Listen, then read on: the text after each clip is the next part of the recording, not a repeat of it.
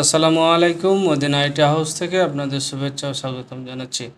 প্রিয় গাইস, যারা ফেসবুকে প্রোফাইল বা পেজ নিয়ে কাজ করছেন, আপনারা হরহামেশাই দেখে থাকবেন যে আপনার পেজটা বা প্রোফাইলটা গ্রো হচ্ছে না এবং অন্য ইউজারদের কাছে ঠিকমতো যাচ্ছে না। আসলে এটা কেন যাচ্ছে না বা কী অবস্থা? এজন্য কিছুটা প্রবলেম আপনার কিন্তু পেজ বা প্রোফাইলে থাকতে পারে। তো এই ব্যাপারে আপনাদের একটা ছোট্ট টিপস আপনাদের সামনে নিয়ে এসেছি।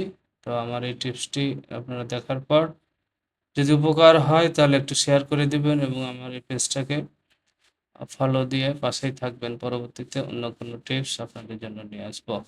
তো প্রিয় গাইস, সেজন্য আপনাকে ১ম এ আপনার অফিসিয়াল যে Facebook অ্যাপস আছে এখানে ঢুকবেন। এরপরে আপনার পেজ বা প্রোফাইলে ঢোকার পর ছবিতে ক্লিক করবেন। ছবিতে ক্লিক করার পর দেখবেন নিচে একটু স্ক্রল করলে 3 ডট বাটন আছে। এটার পরে দেখবেন যে অ্যাড অ্যাকশন বাটন আছে। এই অ্যাড অ্যাকশন বাটনে ক্লিক করার পরে আপনি দেখতে পাবেন যে এখানে দেখেন একটা অপশন চালু হয়ে আছে, সেটা হলো মেসেজ। এটা হয়ে আছে। এইটা Facebook অটো কিন্তু করে রেখেছে। যেটা অর্থ হলো যে আপনাকে কেউ ফলো না দিয়ে এই মেসেঞ্জারে আপনাকে মেসেজ করবে, কল বাটন করবে। এটা কিন্তু আসলে দরকার নাই। আপনাকে যেন ফলো বাটনে পায় এজন্য আপনাকে দেখেন সেটা ঠিক রাখতে হবে। আপনার এতগুলো অপশন আছে, এগুলো মূলত আপনার কিন্তু আসলে লাগবে না।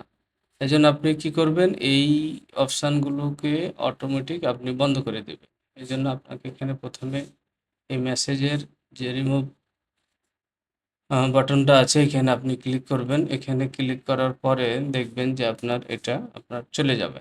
এটা চলে গেলে কি হবে যে আপনাকে কেউ যদি ফলো করতে চায় তাহলে অটো ফলো বাটন থেকেই আপনাকে ফলো করতে পারবে। নতুন করে আপনাকে মেসেজ দিয়ে আপনার সাথে কনভারসেশন করে যে ফলো দিতে হবে এইরকমটি হবে না।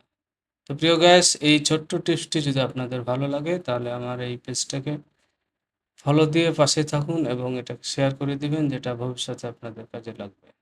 আসসালামু আলাইকুম।